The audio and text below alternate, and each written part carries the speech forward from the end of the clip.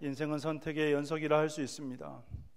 그래서 B와 D 사이의 시다까지 표현을 하죠. 태어남과 죽음 사이에 선택이 되어지고 끊임없는 선택들을 하면서 우리는 살아가고 있습니다. 오늘도 주일 예배에 올까 말까, 여러분들이 여기 계신 분 중에 고민하신 분도 있고 고민 안 하신 분도 있고, 그래서 비도 오는데 우중충한데 부침개나 구워서 먹을까 싶어서 그런 사람들도 있지 않겠습니까? 여러분, 고민했든 안 했든 이 자리에 앉아 있는 여러분들이 복된 줄 믿습니다. 젊었을 때는 빠른 것이 최고라고 여겼습니다. 그래서 조금이라도 뒤처지면, 늦어지면 그것이 인생의 낙오자처럼 여겼어요. 1년이라도 빨리 졸업을 하고 무엇인가 성취를 하면 그것이 최고이냐 생각을 하면서 살아갔는데, 그런데 시간이 흘러보니까 여러분들이 50, 60이 되셔보니까 어떻습니까? 인생은 속도보다 뭐가 중요해요? 방향이 중요하고, 빨리 가는 것보다 바르게 가는 것이 중요한 것 아니겠습니까? 바르게 간다 할 때 뒷받침되는 것이 바른 선택입니다. 수많은 인생의 선택의 지점에서 어떻게 보면 터닝포인트가 될 수 있는 그곳에서 무엇을 선택해 나갔냐에 따라서 여러분의 인생은 달라질 수밖에 없는 것이죠. 오늘 본문이 그것을 말씀을 하고 있습니다. 여호수아서 24장 15절을 보면 이렇게 도전을 해요. 15절 말씀 같이 읽습니다. 만일 여호와를 섬기는 것이 너희에게 좋지 않게 보이거든 너희 조상들이 강조 쪽에서 섬기던 신들이든지 또는 너희가 거주하는 땅에 있는 아모리 족속의 신들이든지 너희가 섬길 자를 오늘 택하라. 오직 나와 내 집은 여호와를 섬기겠노라 하니. 아멘. 여호수아가 이스라엘 백성들에게 도전합니다. 오늘 너희가 섬길 자를 택해라. 강 저쪽에서 섬기던 신들이든지 아니면 강 건너서 이곳에서 섬기던 신들인지 아니면 여호와를 하나님으로 섬기든지 택해라고 도전을 합니다. 강 저쪽에서 섬기던 신들은 어떤 신이겠습니까? 애굽 신들이죠. 지금 애굽에서 나온 지가 40년이 지났어요. 훌쩍 지났는데 여전히 그 애굽의 영향력 아래 이스라엘 백성들이 놓여 있다는 거죠. 당연하다 여겨집니다. 우리나라로 보면 일제 식민지 36년의 통치가 있었는데 지금 여러분 70년, 80년이 지났잖아요. 그런데 여전히 일본의 잔재가 우리나라에 남아 있어요. 그 식민지의 영향력이 아직도 우리에게 미치고 있습니다. 그러니 400년 동안 노예로 있었던 이스라엘 백성들에게 있어서 지금 가나안 땅에 왔어도 애굽의 영향력 아래에 있는 것은 당연한 것 아니겠습니까? 그리고 가나안 땅에 들어왔습니다. 가나안 땅에 들어와 보니까 자기네들이 살았던 광야에서 나그네 신세였고 떠돌이 신세로 지내다가 가나안이라고 하는 뛰어난 앞선 문명 문화를 경험하니 이스라엘 백성들은요 유혹될 수밖에 없었을 거예요. 그래서 질문하는 거예요. 너희가 선택해라. 가나안에 있는 신들인지 애굽의 신들이든지 아니면 여호와이든지 단 한 하나님만을 섬겨라라고 도전을 하고 있는 것이에요. 여러분, 섬긴다는 것이 뭘까요? 섬긴다고 하는 것은 논리도 아니고 이론도 아니고요 태도도 아니에요. 섬긴다고 하는 것은 삶 그 자체라고 할 수가 있습니다. 바울이 서신서에서 자신을 소개할 때 반복해서 표현하는 것이 있습니다. 그것이 뭡니까? 그리스도의 종된 나 바울은이라고 소개를 하죠. 자기 자신을 일컬어서 그리스도의 종이라고 소개를 합니다. 종은 고상하게 들리는데 헬라어 원어로 보면 노예예요. 여러분, 노예는 어떤 존재였느냐? 어떻게 보면 사람 취급받지 못하는 짐승 취급당했던 이가 바로 노예예요. 시장에 노예들이 디스플레이 되어 있어요. 전시되어 있어요. 마치 물건처럼. 그래서 누군가가 지나가다가 저 A라는 노예가 마음에 들어요. 그럼 어떻게 해요? 돈 주고 사와요. 그리고 길을 뚫어요. 거기에 주인의 이름을 새겨서 그때부터 이제는 주인의 종, 주인의 노예로서 소유로서 살아가는 거예요. 여러분, 바울 시대 때의 귀걸이는 그런 의미였어요. 바울 시대 사람들이 오늘날의 여러분들을 보면 길을 뚫고 귀걸이하고 있는 여러분들을 보면 어떤 마음일까요? 저 사람들은 누구의 노예인가? 이런 마음 들지 않겠습니까? 기겁을 할까요? 네. 그것처럼 노예의 길을 뚫어서 주인의 그 이름을 새겨 소유로 삼았습니다. 그러면 그때부터 노예는요 어떻게 살아갑니까? 생각을 못해요. 자유의지가 없어요. 자기 뜻대로 못 살아요. 오직 누구 뜻대로? 주인 뜻대로. 주인이 원하는 대로 삶을 사는 것이 노예의 인생입니다. 그래서 이런 표현을 해요. 노예와 당나귀는 똑같은데 차이는 말을 할 수 있다 없다 뿐이다. 그만큼 징심 취급당했던 이가 노예인데, 근데 바울은 자기 자신을 뭐라고 표현하는 거예요? 나는 그리스도의 노예다라고 하는 거예요. 그리스도를 섬기는 자다. 그래서 섬긴다고 하는 것이 단순하게 태도, 논리, 이론이 아니라 삶 그 자체로 오직 하나님만을 따르겠다, 나는 하나님의 노예로서 살아가겠다라고 결단하는 거예요. 그런데 여호수아는 어느 편을 택할지, 누구를 섬길지, 세상을 섬길지, 여호와를 섬길지, 이방의 신을 섬길지, 아니면 여호와를 하나님으로 섬길지를 택해라고 하는 것입니다. 그 도전은 오늘을 살아가고 있는 저와 여러분들에게 던져주는 메시지인 줄 믿습니다. 오늘 여러분들에게 말씀하는 거예요. 택해라는 거예요. 세상을 섬길지, 아니면 여호와를 섬길지, 누구를 섬길지 오늘 지금 이 시간 택할 것을 도전하고 있습니다. 여러분, 간절한 것은 맛보아 알면, 그 깊이를 알면, 그 신비를 알면 그것을 따라 살아갈 수밖에 없어요. 제 고향이 청송 아니겠습니까? 청송에서 홍어를 본 적이 없어요. 근데 서울에서 사역을 하다가 전라도에 신방을 갔어요. 장례를 가보니까 처음 갔던 데가 나주였는데, 나주에 가면 뭐가 나올까요? 홍어가 나와요. 울산에 오면 뭐가 나와요? 두치가 나오고, 청송 가면 뭐가 나옵니까? 청송, 안동 문어가 나오고. 그렇지 않습니까? 강원도는 모르겠어요. 감자가 나옵니까? 그 전라도는 홍어가 나와요. 그때 이게 뭐냐, 마치 만나처럼 만후, 이게 뭐냐 싶어가지고 먹어봤어요. 호기심에 기겁을 하는 줄 알았어요. 암모니아 냄새가 잔뜩 풍기는 게 이게 뭘까?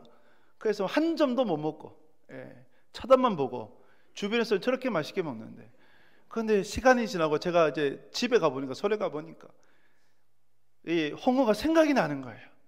먹고 싶어지는 거예요. 그래가지고 마트 가서 사 먹었어요. 집에 와서 혼자 먹고 있는데 아내가 저를 보더니 기겁을 해요. 온 집안에 홍어 냄새 가득 차니까. 냉장고에 넣어놔도 냉장고에 막 이 냄새 나니까 싫어하더라고. 그래서 먹지도 못하고 그랬던 기억이 있는데, 그 이후부터 홍어를 잘 먹을까요, 못 먹을까요? 잘 먹어요. 이제는 찾아서 먹어. 사서도 먹어요. 어떻게 하면 좀 더 삭힌 걸 먹을까, 이렇게 생각을 해요. 맛을 보고 아니까 그것이 찾아지는 거예요. 모를 때는 전혀 생각도 못하죠. 신앙의 신비가 이것이 아닐까요? 기도의 맛을 알면 기도해야 안 해요? 기도하지 말라 해도 기도를 해요. 기도하지 말라고 해도. 제가 고등학교 때 새벽 기도를 해보니까 청년 때 누가 뭐라 안 해도 제 스스로 학교 새벽에 올라가서 엎드렸어요. 청년 때 교회 가서 새벽에 혼자 엎드렸어요. 새벽 기도 해보니까 그런 것이 알아요. 말씀의 맛을 알면, 말씀이 송이꿀보다 더 달달하는 것을 알면 말씀을 읽습니까, 안 읽습니까? 말씀을 읽죠. 예배의 깊이를 알고, 예배의 은혜를 알고, 예배의 신비를 알면 예배를 드리지 않을 수가 없어요. 그래서 우리 안에 뭐가 중요할까요? 하나님을 섬긴다는 것이 얼마나 귀한 것인가, 하나님께 예배드리는 것이 얼마나 귀한 것이, 이것을 깨달으면 하나님을 섬기지 않을 수가 없는 것입니다. 그래서 우리 성도님들이 하나님을 섬긴다고 하는 예배의 진정한 신비를, 말씀의, 기도의 진정한 의미를 깨달을 수 있는 여러분 될 수 있기를 주님의 이름을 축복합니다. 오늘 여러분들에게 도전하는 거예요. 누구를 택할 것인지, 누구를 섬길 것인지 택해라. 여호수아는 뭐라고 고백해요? 나와 내 집은 오직 여호와만을 하나님으로 섬기겠노라. 여러분들도, 여러분들과 여러분들의 집안이 여호와만을 섬기기를 결단하는 밤 될 수 있기를 주님의 이름으로 축복합니다. 언제, 그리고 어디에서, 왜 그것을 섬겨야 될 것인지, 이런 질문을 던지면서 오늘 본문을 묵상하고자 합니다. 여호수아가 이스라엘 백성들을 어디에서 불러 모아가지고 이것을 도전하고 있습니까? 여호수아서 24장 1절을 보면 이렇게 말씀을 해요. 1절 말씀 같이 읽습니다. 여호수아가 이스라엘 모든 지파를 세겜에 모으고 이스라엘 장로들과 그들의 수령들과 재판장들과 관리들을 부르매 그들이 하나님 앞에 나와 선지라. 아멘. 어디에 불러 모아요? 세겜이에요. 여호수아서를 읽고 사사기를 읽어보면 중요한 지역이 세 곳입니다. 장소가 길갈, 실로, 세겜이에요. 길갈은 어디냐? 요단강을 건너고 난 이후에 할례를 행하고 할례를 통해서 하나님과 언약을 맺고 그리고 12도를 취해서 기념비를 세웠던 곳, 그래서 길갈 신앙 기념공원이라고 할 수 있어요. 그 길갈이라는 장소, 하나님께 언약을 맺었던 것, 언약을 드렸던 곳, 그것이 길갈이고, 실로는 회막이에요. 회막은 하나님을 만나는 곳이에요. 광야시대 때에 장막이 있었고 회막이 있었어요. 모세가 회막을 지키는 수종자로 누구를 세웠어요? 여호수아를 세웠어요. 출애굽기 33장에 보면 모세가 여호수아를 세우고 하나님께서 모세와 친구와 이야기한 같이 대면하셨으나, 그러면서 모세는 회막을 떠났으나 여호수아는 회막을 떠나지 아니하더라라고 말씀하죠. 이렇게 회막을 세웠고 그 이후에 실로라는 곳에서 회막을 세워 성전시대가 열리기까지 실로에서 예배를 드리게 되었습니다. 아주 중요한 장소이죠. 그리고 세겜이에요. 세겜이 어떤 것이냐, 아브라함이 가나안 땅으로 처음 와서 단을 쌓고 예배 드렸던 곳이 바로 세겜이에요. 그리고 야곱이 외삼촌 라반의 집에서 고향으로 돌아왔을 때 정착했던 곳이 세겜. 근데 원래는 세겜에 있으면 안 되는 것이었죠. 어디로 올라가야 돼요? 베델로 올라갔어야 돼요. 세겜에 정착하니까 세겜의 그 죄악된 문화에 물들어져서 딸 디나가 결국은 부끄러움을 당하고, 그리고 그것을 복수한다고 그 아들들 시므이와 레이가 칼을 들고 세겜 족속을 학살을 했죠. 그때 야곱이 다짐을 합니다. 결단을 하고 세겜을 떠나자. 어디로 올라가자? 베델로 올라가자. 그리고 자식뿐만 아니라 온 가족이 회개하도록 했고, 우상들을, 이방 신상들을 다 걷어다가 세겜에서 땅에 묻어버렸어요. 이것이 세겜이에요. 하나님만을 위해서 살겠노라 결단했던 것이 세겜이에요. 여러분들의 길갈이 어디입니까? 여러분들의 실로가 어디입니까? 여러분들의 세겜이 어디입니까? 여러분들이 하나님과 언약을 맺었던 길갈은 어디입니까? 여러분들이 하나님을 깊이 만났던 실로는 어디입니까? 여러분들이 하나님만을 섬기겠노라 다짐했던 여러분들의 세겜은 어디입니까? 여호수아는 다른 곳에서 이것을 선포한 것이 아니라 세겜에 불러다가 이스라엘 백성들에게 선포했다는 거예요. 그러면서 설명을 해요. 왜 하나님만을 섬겨야 되겠는가? 왜 여러분 세상이 아니라 우상이 아니라 이방신이 아니라 오직 여호와만을 하나님으로 섬겨야 되는 걸까요? 그 이유를 2절 이하에서 13절까지 여호수아가 설명을 하는데, 하나님께서 우리를 부르셨고 우리를 인도하셨고 구원하셨기 때문이라고 설명을 해요. 먼저 24장 2절 말씀 함께 읽겠습니다. 여호수아가 모든 백성에게 이르되 이스라엘 하나님 여호와께서 이같이 말씀하시기를 옛적에 너희의 조상들 곧 아브라함의 아버지 나홀의 아버지 데라가 강 저쪽에 거주하여 다른 신들을 섬겼으나. 아멘. 여러분, 아브라함이 언제, 어느 때에, 어느 곳에서 하나님으로부터 부르심을 받았습니까? 갈대아 우르에 있을 때 그 아버지 데라가 무엇을 하고 있었어요? 우상을 만드는 명인이었어요. 장인이었어요. 우상을 너무 잘 만들었어요. 그래서 아브라함의 집안이 부유했어요. 우상을 만들었다고 하는 것은 우상을 숭배했다는 거 아니겠습니까? 우상을 만들고 우상 숭배했던 그 집안에서 하나님께서 아브라함을 부르셔서 가나안 땅으로 이끄신 거예요. 그래서 아브라함의 후손들을 뭐라고 불러요? 히브리인이라고 부르죠. 히브리인의 뜻은 강을 건너다예요. 강을 건넜다는 거죠. 메소포타미아 문명, 그 티그리산 유프라데스 강이 있었던 그 지역에서 강을 건너가지고 가나안 땅으로 갔다. 그래서 히브리인이라고 불렀던 거죠. 아브라함이 언제 부름을 받았는가? 죄인 되었을 때에, 원수 되었을 때, 우상을 숭배하던 그 집안에서 하나님의 자녀로 부르심을 받은 거예요. 그것이 믿음의 조상이에요.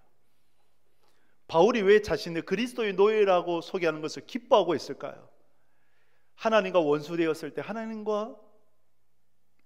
하나님부터 죄인 되었을 때 바울이 부름받은 거 아니겠습니까? 스데반 집사가 돌에 맞아 죽는 것을 당연히 여겼던 바울이었어요. 그리고 다메섹에 하나님을, 그리스도를 믿는 자들이 있다라는 첩보를 수집을 하고 그들을 핍박하기 위해서 가던 중에 다메섹 도상에서 빛이 비춰졌죠. 그런데 빛은 함께 갔던 수많은 사람들이 다 비춰졌어요. 그런데 사울아 사울아 네가 왜 나를 박해하느냐, 이 음성은 누구에게만 들렸어요? 바울에게만 들렸어요. 그래서 눈이 멀어지고 아나니아를 만나서 눈이 떠지고 그때부터 주님을 위한 인생으로 바뀌어졌죠. 사울과 바울을 혼동하는 분이 있는데 예수님 믿기 전에 사울이고 예수님 믿은 후에 바울이 아니라 유대식 이름이 사울이고 로마식 이름이 바울이에요. 그래서 예수님 믿은 후에도 사울로도 불리기도 했어요. 그런데 왜 주로 바울로 불리느냐? 바울이 이제 어떤 사명을 받게 되었습니까? 이방인의 사도죠. 그래서 이방인의 사도를 위해서 로마 사람들에게 전도하니까, 이방인들의 전도하니까 바울이라고 주로 불렀던 거예요. 그래서 이렇게 바울이 하나님과 원수되었을 때, 하나님부터 죄인되었을 때에 부르심을 받아서 하나님의 자녀 삼으셨다. 그러기에 여러분, 우리가 언제 어디서 있을 때, 어떠한 형편에 있을 때 하나님으로부터 부르심을 받았는가, 이게 여러분 중요하지 않겠습니까? 이 때를 잊지 말아야 되지 않겠습니까? 저 제주도에 가면 마라도라는 것이 있어요. 우리나라 최남단 마라도가 있는데, 여러분 마라도는 주로 어떤 사람이 갈까요? 마라도는 극단적인 선택을 하러 가는 사람들이 많다 그래요. 그래서 그 마라도에 가보면, 저도 한 5, 6년 전 정도에 가본 것 같습니다. 가보니까 이제 교회가 있어요. 교회 가보니까 그곳에서 목회하던 목사님이 쓴 글이 있었어요. 칠판에 쓴 글이 있었어요. 이런 글을 썼습니다. 35년 동안의 목회 가운데 수많은 사람들이 이곳을 다녀갔습니다. 삶의 끝에 다다랐던 사람들, 악한 영에 사로잡힌 사람들, 죽을 병에 걸렸던 사람들, 그리고 슬픔과 절망에 빠졌던 사람들, 삶에 의미가 없었던 수많은 사람들이 이곳을 다녀갔는데, 그런데 그들과 대화하면서 그들을 만나보았을 때 오직 그들에게 유일한 해답은 예수 그리스도밖에 없었습니다. 예수님께서 말씀하셨듯 내가 다시 살았으니 너희도 살리라는 그 말씀처럼 그들에게 필요한 분은 오직 예수님밖에 없습니다. 그 글을 썼어요. 그럼 여러분, 그들이 예수님을 만날 때 어떤 형편이었어요? 삶의 소망을 놓으려고 할 때, 슬픔과 절망에 빠져 있을 때, 악한 영에 사로잡혀 있을 때, 죽을 병에 걸렸을 때, 수많은 인생의 문제들 앞에서 주님을 만났던 거 아니겠습니까? 그래서 여러분, 우리가 기억해야 돼요. 기억해야 됩니다. 하나님께서 나를 언제 찾아오셨는가? 내가 언제 하나님을 만났는가? 하나님께서 나를 어떻게 구원하셨는가? 이것을 기억해야 됩니다. 하나님께서 이스라엘 백성들을 어떻게 인도하셨습니까? 출애굽 가운데 어떻게 인도하셨습니까? 홍해를 가르시고 하늘에서는 만나를 내어주시고 바위에서는 물을 터뜨려 주시고 옷도 헤어지지 않고 신발도 헤어지지 아니하는 그런 놀라운 이적과 기적으로 인도해 주셨어요. 그들을 구원해 주셨습니다. 기적 가운데 구원해 주셨어요. 이렇게 우리를 부르시고 인도하셨고 구원해 주셨는데, 그렇다면 여러분, 우리가 하나님을 섬기는 것이 당연한 거 아니겠습니까? 고민할 필요가 있습니까? 없습니까? 없는 거죠. 오직 여호와만을 하나님으로 섬겨야 되는 것이 우리의 삶의 이유요 목적이 되어야 되는 것입니다. 그러므로 여러분, 잊지 마십시오. 과거를 잊지 마십시오. 과거를 잊어버리면 맹인이 되고, 과거에 집착하면 애꾼이 된다고 그랬어요. 과거를 잊어버리면 맹인이 돼요. 과거에 집착을 해도 올바로 세상을 보지 못합니다. 그러나 과거는 기억하고, 어제가 없는 오늘이 없고 오늘을 통해서 내일을 만들어가듯 우리가 하나님 앞에서 하나님께서 우리를 언제 택해 주셨고, 그리고 우리를 어떻게 지금까지 인도해 주셨고, 그리고 우리를 구원하셨는지를 기억하며 하나님을 섬기는, 여호와만을 하나님으로 섬기는 여러분들이 되실 수 있기를 주님의 이름으로 축복합니다. 그럼 여러분, 어떻게 하나님을 섬겨야 할까요? 어떻게 하나님을 섬겨야 하겠습니까? 거기에 대해서 여호수아는 이스라엘 백성들에게 이렇게 도전을 합니다. 24장 23절 말씀, 23절을 함께 읽겠습니다. 여호수아가 이르되 그러면 이제 너희 중에 있는 이방신들을 치워버리고 너희 마음을 이스라엘의 하나님 여호와께로 향하라 하니. 아멘. 여러분, 뭐라고 도전을 합니까? 두 가지죠. 우상을 치워버라, 그리고 너희 마음을 하나님께로 향하게 하라. 여러분, 우상을 치운다. 우상이 뭡니까? 눈에 보이는 그것만이 우상이 아니에요. 이방 신상들만이 우상이 아니에요. 우상은 하나님과 나 사이에 끼어든 모든 것들이 우상이 돼요. 하나님께 예배하는 것을 방해하고 하나님보다 더 사랑하는 것이 있다면 그것이 곧 우상이 됩니다. 신약 성경에 보면 오늘을 살아가는 우리에게서 최고의 우상이 뭐냐? 뭘까요? 여러분들에게 가장 약한 우상이 뭐겠습니까? 골로새서 3장 5절에서 말씀할 때에 탐심은 곧 우상 숭배니라 말씀을 해요. 탐심. 더 취하고 싶고, 더 누리고 싶고, 더 소유하고 싶고, 더 오르고 싶고, 이 모든 탐심이 결국은 우상 숭배이고, 이 탐심 때문에 망하는 거예요. 망하는 거예요. 여러분, 아프리카에 원숭이 잡는 법을 이렇게 설명을 해요. 어느 이제 함을 만들고 거기 한 직경 6cm 정도의 구멍을 뚫어요. 그 원숭이 손만 딱 들어갈 수 있을 정도로. 그래서 달걀 크기 정도의 돌을 집어넣는데요. 그러면 원숭이가 와가지고 호기심에 손을 넣어보죠. 그 뭐가 잡혀요? 돌이 잡히는 거예요. 이게 뭘까? 이 원숭이가 손을 그 돌을 잡고 빼려고 하니까 빼어집니까? 안 빼집니까? 안 빼어지죠. 그런데 원숭이 포획꾼이 올 때까지 이 원숭이가 못 놓는데요. 못 놓는데 끝까지 잡고 있대요. 그러다가 못 놓아가지고 잡혀가지고 생을 마감한다. 이런 말이 있어요. 그러면 여러분 이 원숭이 포획처럼 우리가 놓지 못하는 탐심이 결국 우리를 망하게 하는 것 아닐까요? 탐심이. 그래서 여러분 10계명 가운데서도 맨 마지막 계명이 뭡니까? 10계명의 맨 마지막 계명, 내 이웃의 것을 탐하지 마라. 결국 탐심으로 말미암아 우리 인생이 망해요. 더 많은 물질을 소유하고 싶고, 더 높은 명예를 취하고 싶고, 또 다른 이들의 것을 갖고 싶어하는 그 탐심이 결국 우리의 인생을 망하게 합니다. 탐심의 반대가 뭘까요? 감사이고 자족이 아니겠습니까? 내게 능력 주신 자에서 내가 모든 것을 할 수 있다.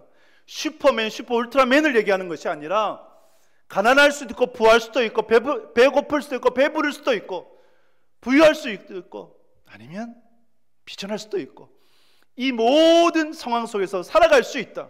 내게 능력 주신 자에서 누구를 통해서요? 예수님을 통해서. 결국은 자족하는 인생이에요. 하나님께서 내게 주신 것에 대해서 감사하며 살아가는 인생. 탐심이 아니라 자족하고 감사함으로 나가는 것이 그것이 진정한 신앙이다. 그래서 여러분 성령의 9가지 열매 중에서도 맨 마지막 열매가 뭡니까?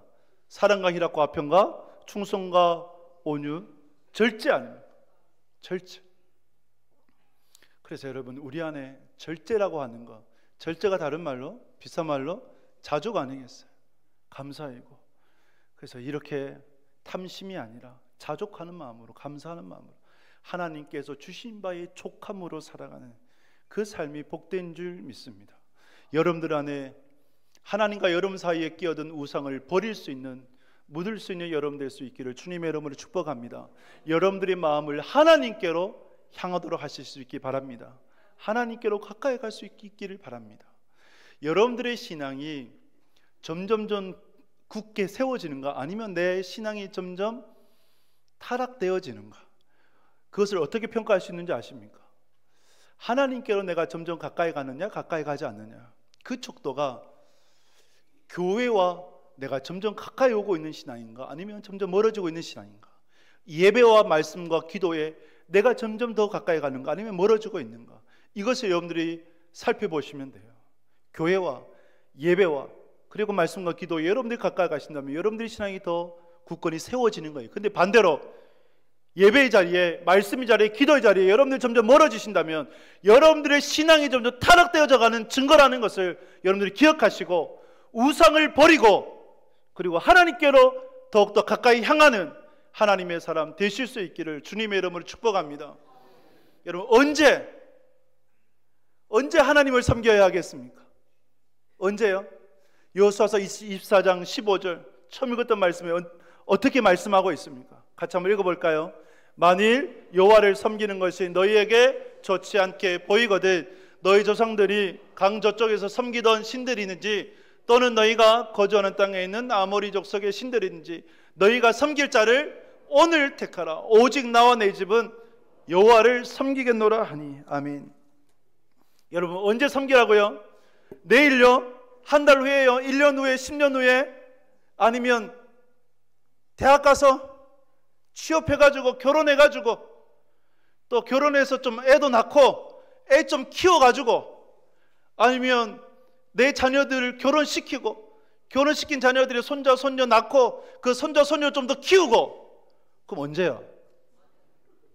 언제요? 그렇게 가면 하나님을 섬길 수가 없어요. 주님께서 어떻게 말씀하세요? 지금요. 지금요. 여러분들 오늘 하나님을 섬기길 택하시는 그런 복된 믿음의 사람들 되실 수 있기를 주님의 이름을 축복합니다. 라오디게아 교회를 향한 책망 여러분들 잊지 마세요. 라오디게아 교회를 향해서 미지근해서 토해버린다고 하셨잖아요. 그죠? 왜 라오디게아 교회가 미지근했는가? 지형적으로 보면 히에라볼리의 온천수가, 지금 터키에 여행을 가면 파묵갈레를 가죠. 그 파묵갈레의 온천수가 원래 골로새로 가게 되는데 그 중간 지점이 라오디게아이고 오다 보면 식어버려요. 미지근하게 되어버려요. 그런 지형적 특색이 있는데, 실제로 라오디게아 교회의 성도들이 미지근했던 이유는 부유했기 때문이에요. 그 라오디게아 지역이 상당히 부유했습니다. 교인들도 부유했어요. 그래서 예수님께서 책망하실 때 네가 자칭 부유한 자나 스스로 부유하다고 여겨지는 거예요. 그러나 실제로는 영적으로는 가난한 자다. 왜요? 부유함으로 말미암아 하나님을 찾지 않는 거예요. 하나님을 찾지 않는 거예요. 우리의 삶이 여유가 있어서, 부족함이 없어서 하나님이 없이도 살아갈 수 있는 인생이라는 착각 가운데 있게 되면, 그러면 여러분 하나님을 택하지 않습니다. 하나님을 택하지 않아요. 여호수아가 이스라엘 백성들에게 이렇게 도전을 하거든요. 너희가 하나님을 섬기는 것이 좋지 않게 보이거든. 좋지 않게 보인다는 게 뭘까요? 도전을 받죠. 유혹을 받아요. 여러분, 가나안의 문화는 그 당시에 독보적인 문화야. 굉장히 앞선 문화입니다. 찬란한 문화예요. 그 찬란한 문화에 이스라엘 백성 노출되면 하나님을 섬기고 싶겠습니까? 아니면 육적으로 더욱더 유혹이 되어지는 그 가나안의 문화를 따르고 싶겠습니까? 제가 설교 준비하다가 제 어릴 적이 기억이 났어요. 제 어릴 적에 이제 주일학교 다닐 때 꼭 재밌는 만화는 몇 시에 했느냐? 몇 시에 했을까요? 9시. 그때 그 시골에 그 지상파가 두 곳밖에 안 나왔어요. KBS랑 MBC밖에 안 나왔어요. 총성에 SBS가 어디 있습니까? 여러분, 원래 지금의 OTT가 어디 있어요? 유튜브가 어디 있습니까? 재방송이 어디 있어요? 녹화가 어디 있어요? 비디오가 어디 있어요? 그런 거 없어요. 오직 뭐가 필요해요?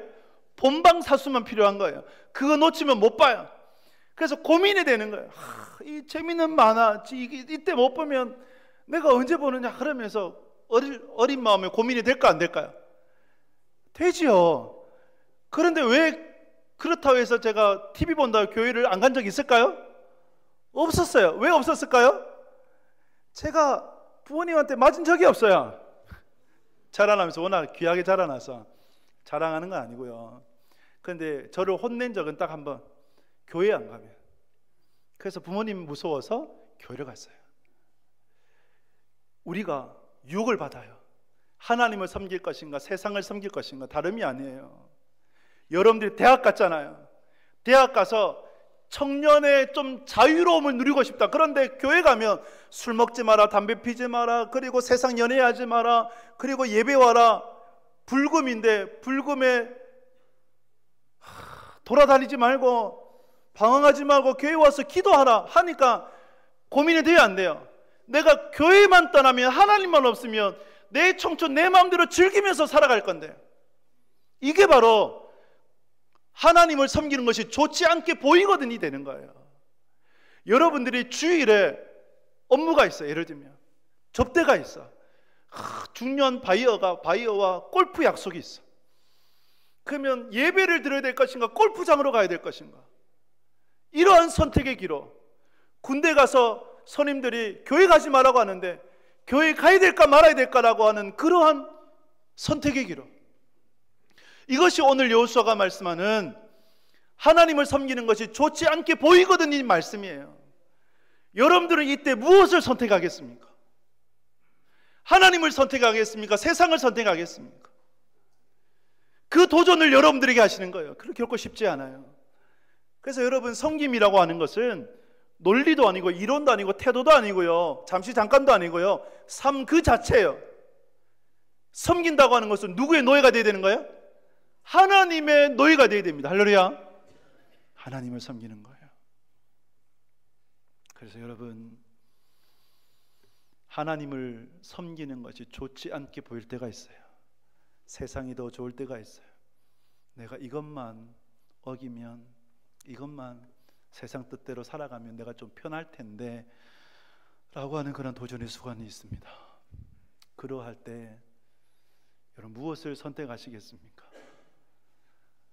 여호수아의 고백과 같이 오직 나와 내 집은 여호와만을 섬기겠노라 다짐하는 여러분 될 수 있기를 주님의 이름으로 축복합니다. 라오디게아 교회를 향해서 예수님께서 이런 도전을 하셨어요. 볼지어다 내가 문 밖에 서서 두드리노니 누구든지 내 음성을 듣고 문을 열면 내가 그에게로 들어가 그와 더불어 먹고 그는 나와 더불어 먹으리라. 뜨겁지도 차지도 않는 미지근한 신앙을 가졌던 부유에서 하나님이 때로는 필요 없다라고 여겨졌던, 때로는 하나님을 섬기는 것이 좋지 않게 여겨져 세상을 택했던 라오디게아 성도들 향해서 내가 지금 너의 마음의 문을 두드리고 있단다. 내 마음의 문을 열고 나를 영접해라. 즉 하나님의 뜻 가운데 살아가라. 그리하면 세상이 줄 수 없는 진정한 부유함을 너가 누리면서 살아가게 될 것이다. 여러분, 이 문의 문고리는 밖에만 있을까요? 안에만 있을까요? 우리 마음의 문고리는요, 밖에 없어요. 안에만 있어요. 즉 예수님이 여시지 않는다는 거예요. 누가 열어야 돼요? 내가 열어야 돼요. 예수님이 우리가 열도록 기다리고 계시는 거예요. 그래서 여러분들이 마음의 문고리를 여시고 예수님을 마음속에 영접함으로 그 말씀 따라 살아감으로 복된 인생 꼭 되시길 주님의 이름으로 축복합니다. 마지막으로 이 말씀을 여러분 가슴 새길 수 있길 바라는데, 여호수아서 24장 31절 말씀 같이 읽습니다. 이스라엘이 여호수아가 사는 날 동안과 여호수아 뒤에 생존한 장로들 곧 여호와께서 이스라엘을 위하여 행하신 모든 일을 아는 자들이 산 날 동안 여호와를 섬겼더라. 아멘. 여러분, 이 말씀 무섭지 않습니까? 이스라엘 백성들이 언제까지만 섬겼다고요? 여호수아가 살 동안에만. 또 신앙의 어른들이, 믿음의 어른들이 생존한 날 동안에만 섬겼더라. 그 후에는 섬기지 않았다는 거예요. 다음 주부터 사사기를 볼 거지만 사사기 한 장만 넘겨보면 어때요? 하나님을 떠나가는 이야기로 수두룩해요. 여러분들의 때에만 하나님을 섬기겠습니까? 아니면 여러분들의 자손의 때에도 하나님을 섬기기를 원하십니까? 여러분들이 자녀들에게 무엇을 물려주셔야겠습니까? 신앙을 개성해 줄 수 있는 하나님의 삶을 다 되실 수 있기를 주님의 이름으로 축복합니다. 여러분들의 때만 하나님을 섬기는 것이 아니라 여러분들의 자손의 때에도 신실하게 하나님을 섬겨 믿음의 명문가가 될 수 있기를 주님의 이름으로 축복합니다. 그래서 하나님께서 정말 세우시는, 하나님께서 복주시는 믿음의 가정, 믿음의 명문가가 꼭 되셔서 하나님께서 주시는 풍성한 삶 살아가신 복된 믿음 사람 되시길 주님의 이름으로 축복합니다. 예수님께서 제 아들에게 물으셨어요. 너희도 떠나가려느냐? 세상 사람들이 예수님을 따라왔다가 자기 기대에 못 미치자 다 떠나갔거든요. 제자들에게 물었어요. 너희도 가려느냐? 그때 제자들이 뭐라 대답합니까? 주여, 영생의 말씀이 여기 있사오니 우리가 어디로 가리까? 영생의 말씀이 하나님께 있어요. 구원이 하나님께 있어요. 우리가 어디로 가야겠습니까? 여러분들의 자녀들이 어디로 가야겠습니까? 오직 여호와 하나님만을 섬기며 하나님만을 따라가는 복된 믿음의 사람, 오직 나와 내 집은 여호와만을 섬기겠노라 다짐하는 하나님의 사람들 되시길 주님의 이름으로 축복합니다.